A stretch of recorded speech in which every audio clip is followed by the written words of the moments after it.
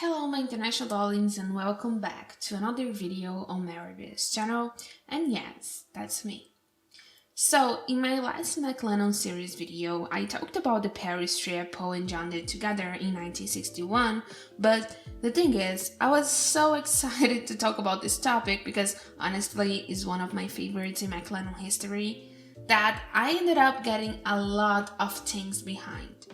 Because of that, in this video, I'm going to talk about some Paris facts I left behind and other stuff that happened before that, such as the Johnny Johnny song and the Hamburg era. About the Paris trip, I forgot to include some very important information, especially about not only the trip itself, but about the way John and Paul would later refer to that trip and to the city. For those who don't know, between the years of 1973 and 1975, John Lennon and Yoko Ono weren't together anymore, and John dated May Penn, his former assistant. Lennon used to call this period of his life the Lost Weekend, and Penn wrote a book about it in 1983 called Loving John. In her book, Penn recalls a conversation between her, John, Paul, and Linda. Linda asked John, "Don't you miss England?" And he replied, "Frankly, I miss Paris." Still talking about Paris, in 2007, McCartney gave an interview to French TV and talked about his and John's first trip to Paris and about The End of the End, a song he wrote about his own death. As I said in the last video, and as Paul told in this very interview, their plan was to hitchhike from England to Spain, crossing France. But when they got to Paris, they decided to stay there.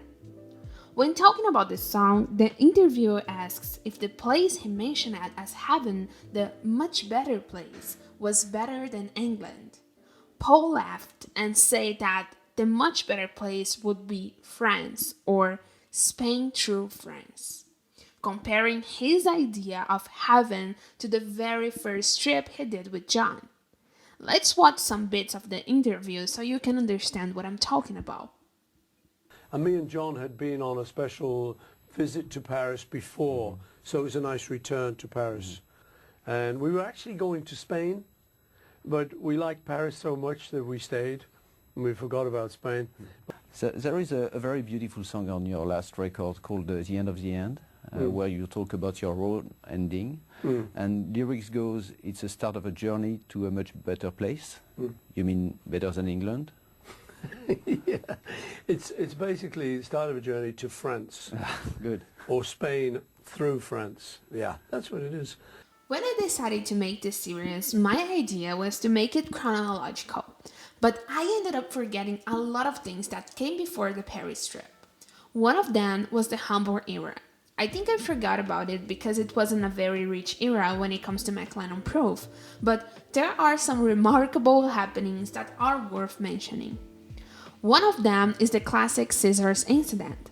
In Anthology, George said, "One time, Paul had a chicken bed and John came in and got a pair of scissors and cut all of her clothes into pieces and then wrecked the wardrobe." He got like that occasionally. It was because of the pills and being up too long. Yeah, George, it was probably because of the drugs, especially one called jealousy. As John himself said, he's just a jealous guy, and ironically or not, he wrote this song for Paul. But I'm going to talk more about this later on this series. Subscribe and turn on the notifications so you make sure you won't lose it. Still about Hamburg, but not directly about Mclennon, there are some speculations about Stuart, Sutcliffe, and John Lennon's relationship. While it's openly known that Lennon was bisexual, many people tend to not believe that because none of his affairs were publicly open. Stuart, just like Paul and Brian Epstein, is one of the names often mentioned as Lennon's male love affairs. Supposedly, it was during the Hamburg era that John and Stu's relationship got even closer, if you know what I mean.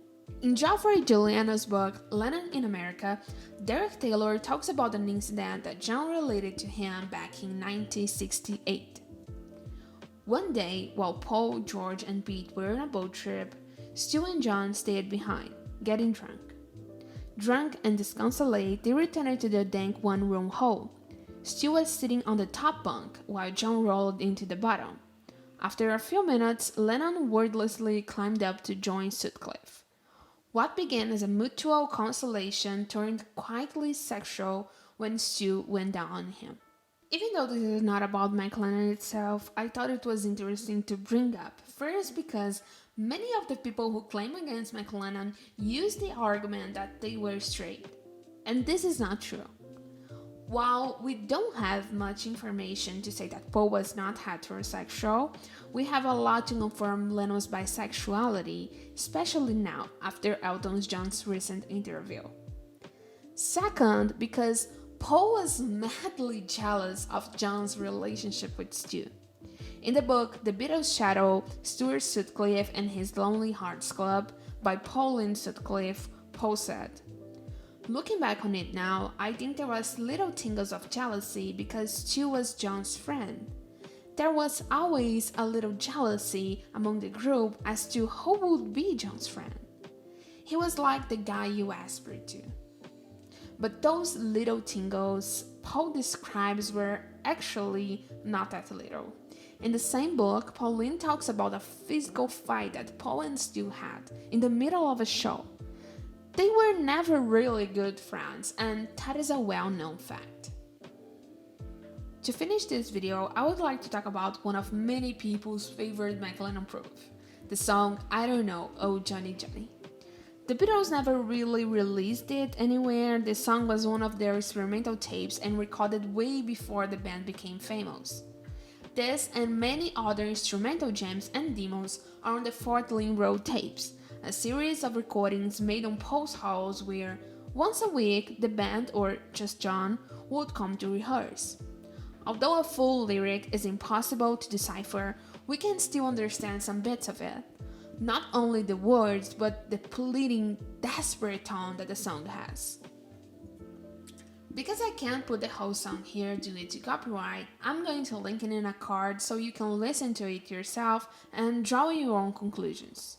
But briefly explaining, the song is about two people that love each other but can't tell nobody. While Paul pleads, "Oh Johnny Johnny, how are we gonna tell them?" John replies, "Well, I'll tell them that I do love you."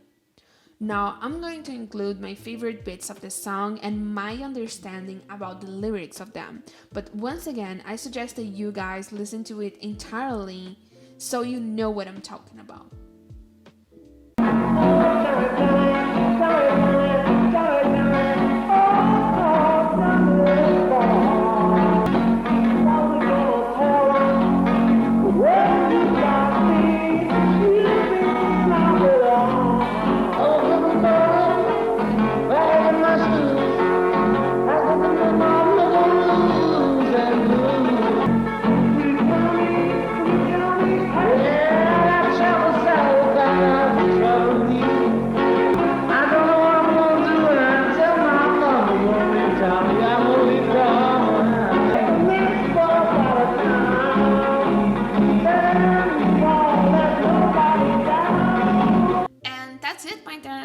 Thank you so much for watching this video. Once again, I'm sorry I forgot to include a lot of juicy stuff in the last video. I really appreciate your guys' criticisms of it. Your feedback is always welcome. If you like this video, make sure to press the thumbs up button and send it to a friend you think might like it too. Subscribe to my channel to become a certified international darling. I don't know what that is, but it sounds cool, right?